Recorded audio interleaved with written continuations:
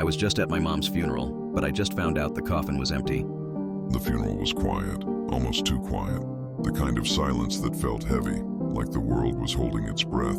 My mom's death had been sudden. No warning, no goodbyes. One day she was making her famous apple pie, and the next she was gone. A heart attack, they said.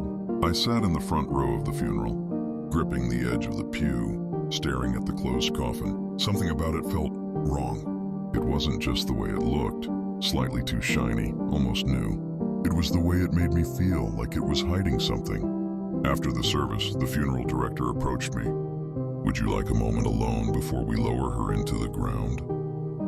He asked, his voice low and polite. I nodded. It felt right to say goodbye one last time. As everyone left, I stood there, staring at the coffin. A strange thought popped into my head, one I couldn't shake. What if she's not in there? It was absurd, of course, but it nagged at me. My hands trembled as I reached for the lid.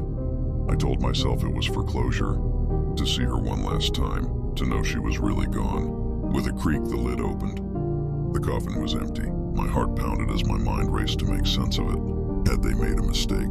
Had the wrong coffin been sent? But before I could call for help, I noticed something inside, a folded piece of paper lying where her body should have been. I picked it up with shaking hands and unfolded it. "I'm not dead." The handwriting was hers. Suddenly, the air in the room changed. "Don't trust them." I heard a sound behind me, a faint shuffle like footsteps on the carpet. Slowly, I turned around. There she was, my mom, but her eyes, they weren't hers. It felt colder, heavier. They were black, hollow, and staring right at me. "I told you not to trust them," she whispered, her voice distorted. Wrong.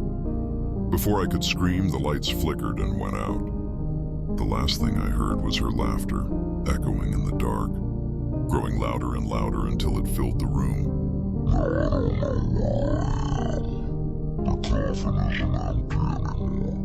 "It's not hers, it's mine."